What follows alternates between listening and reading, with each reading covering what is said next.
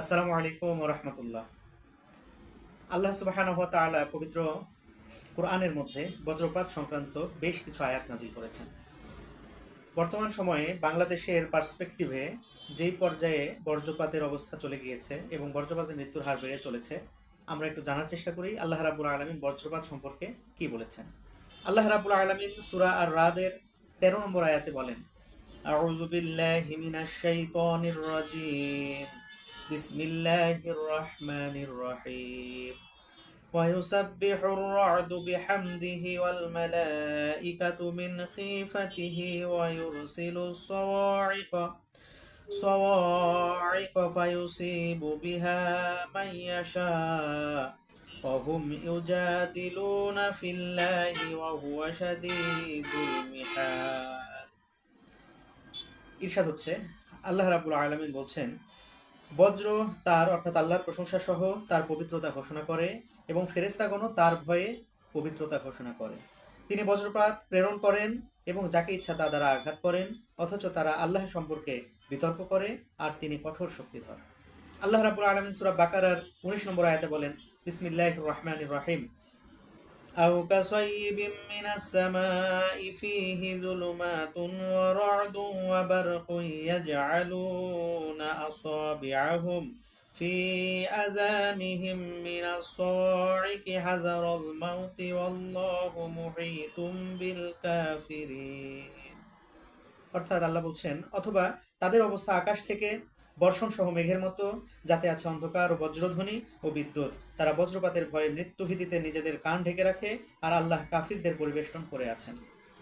আল্লাহ রাব্বুল আলামিন এছাড়াও সূরা রুমের ২৪ নম্বর আয়াতে বর্ণনা করেন, আল্লাহ বলছেন, তার নিদর্শন সমূহের মধ্যে রয়েছে তিনি তোমাদেরকে বিদ্যুৎ দেখান ভয় ও আশার জন্য, এবং আকাশ থেকে পানি বর্ষণ করেন যার দ্বারা মৃত ভূমিকে জীবিত করা হয়। আল্লাহ রাব্বুল আলামিন সূরা নূরের ৪৩ নম্বর আয়াতে বলেন, তুমি কি দেখো না আল্লাহ মেঘমালাকে চালনা করেন, তারপর সেগুলোকে একত্র করেন, তারপর স্তূপে পরিণত করেন, অতঃপর তুমি দেখতে পাও তার মধ্য থেকে বৃষ্টি বের হয়। তিনি আকাশ থেকে পাহাড় সম মেঘ হতে শিলাবর্ষণ করেন, যাকে ইচ্ছা আঘাত করেন এবং যাকে ইচ্ছা তা থেকে ফিরিয়ে নেন। তার বিদ্যুতের ঝলক দৃষ্টিশক্তি কেড়ে নেওয়ার উপক্রম করে। আমানতু বিল্লাহ। আল্লাহ রাব্বুল আলামিন এই কয়েকটি আয়াতের মধ্যে বজ্রপাত সম্পর্কে যে কথাগুলো বলেছেন, এই কথাগুলো থেকে আমরা বুঝতে পারি যে বজ্রপাত স্বয়ং আল্লাহ সুবহানাহু ওয়া তাআলার তাসবিহ জ্ঞাপন করে। কুরআনে বলা হয়েছে বজ্র নিজে আল্লাহর প্রশংসা করে, এবং হাদিসে এসেছে রাসূলুল্লাহ সাল্লাল্লাহু আলাইহি ওয়াসাল্লাম বলেছেন, ওই বজ্রপাতকে একজন ফেরেশতা নিযুক্ত রয়েছে পরিচালনা করার জন্য।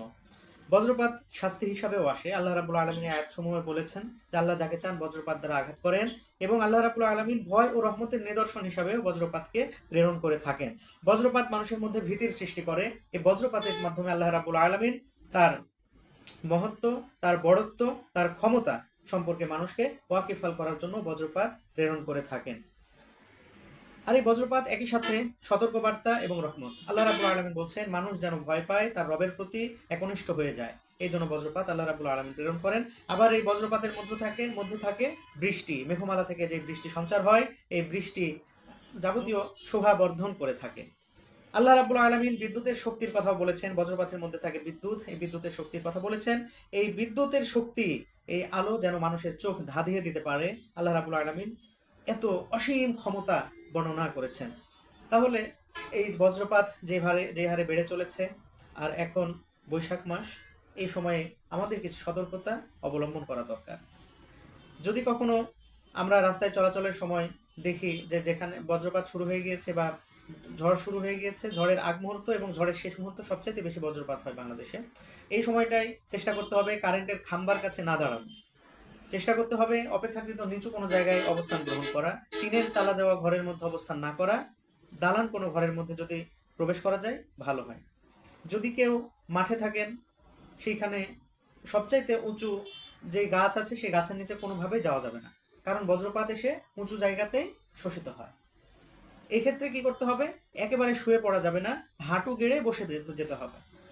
আর যদি নিরাপদ কোনো আশ্রয় খুঁজে পাওয়া যায় সেখানে যাওয়ার জন্য চেষ্টা করতে হবে। সর্বোপরি আল্লাহ রাব্বুল আলামিনের কাছে পানাহ চাইতে হবে, দোয়া করতে হবে, আল্লাহ রাব্বুল আলামিন যেন আমাদেরকে হেফাজত করুন। আল্লাহর কাছে দোয়া করতে হবে, রব্বানা হাফিজনা মিন কুল্লি বালাইদ দুনিয়া। আল্লাহ রাব্বুল আলামিন আমাদের প্রত্যেককে বজ্রপাত থেকে হেফাজত করুন। ওয়া আখিরু দাওয়ানা আলহামদুলিল্লাহি রাব্বিল আলামিন। আসসালামু আলাইকুম ওয়া রাহমাতুল্লাহি ওয়া বারাকাতুহু।